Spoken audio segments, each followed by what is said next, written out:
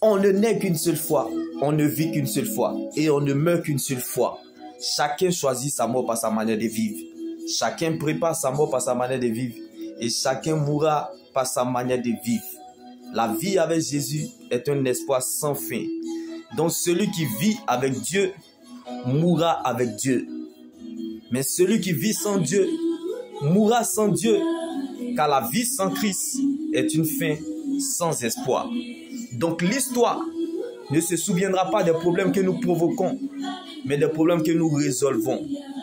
Donc le christianisme n'est pas une religion, car la religion ne sauve pas, mais c'est une relation de vie avec Jésus. C'est-à-dire Dieu offrant son salut à quiconque croit, place et met sa confiance dans le sacrifice de Jésus sur la croix, tout en procurant le pardon de nos péchés et le ciel après la mort, l'éternité, c'est-à-dire la vie après la mort. Jésus-Christ est donc, bien-aimé, la grâce de Dieu, la bouche autorisée pour parler de l'éternité. Donc ce que nous vivons sur la terre prépare ce que nous allons vivre dans l'éternité, comme la résurrection de Lazare. Je ne sais pas là où tu te situes. La bénédiction n'a pas d'adresse. Alors ne laisse personne te priver de ton éternité, qui est l'enjeu majeur de ton existence. Reste focalisé sur le Seigneur Jésus-Christ seul, car la preuve, la valeur et la raison de ton existence, c'est ton salut en Jésus. Tu peux tout avoir sur la terre et rater le ciel. Si tu n'as pas Jésus, tu auras perdu ton existence et raté ton éternité avec Christ. Le ciel ne veut pas savoir si tu es riche ou pauvre, si tu es malade ou pas, si tu pleures ou pas, si tu sais lire ou écrire, si tu es vilain ou vilaine, si tu souffres ou pas.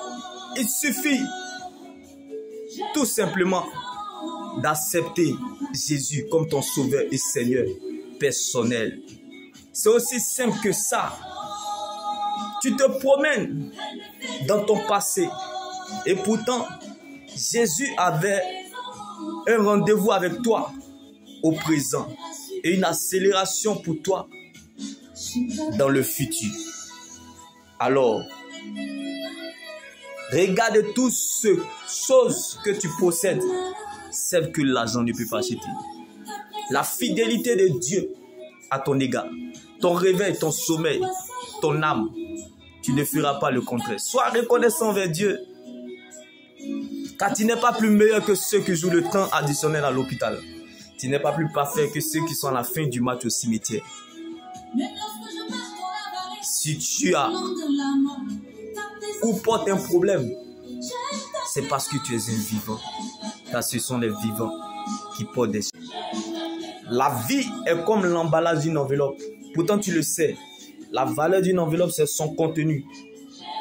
Si tu conserves ta vie, tu la perdras. Mais si tu perds ta vie à cause de Dieu, tu la retrouveras. À tous ceux qu'il a connus d'avance, il les a aussi prédestinés. Et à tous ceux qu'il a prédestinés, il les a aussi appelés. Et à tous ceux qu'il a appelés, il les a aussi justifiés. Et à tous ceux qu'il a justifiés, il les a aussi accordé sa gloire. À tous ceux qui l'ont reçu, à tous ceux qui l'ont accepté et qui croient en son nom, elle les a donné le droit et le pouvoir sur toute situation, en toutes circonstances et en tout lieu. Donc ce n'est pas les circonstances qui doivent t'impacter, mais c'est toi qui dois influencer ce lieu. Comme Jésus est né dans une mangeoire. Pour eux, c'en était fini. Ils ont voulu qu'il soit charpentier. Il n'est pas footballeur, mais il a marqué l'humanité. Jésus est le bras tendu de Dieu pour l'humanité. Alors, sois sage et patient, car le temps finira par te donner ce qui te revient. Le temps de Dieu n'est pas très long, mais très bon. Là où l'on s'y attend le moins, c'est là le temps voulu de Dieu. Jésus-Christ est la vie dans vos années. Celui qui a une parole de Dieu prolonge sa vie. Jésus-Christ, sa place dans notre vie n'est pas négociable. L'endroit le plus sûr de toute la terre est la volonté de Dieu. La parole de Dieu finit toujours par remettre chacun dans le couloir de sa destinée, car c'est la seule terre solide sur laquelle nous pouvons nous tenir. Donc la parole de Dieu est notre position.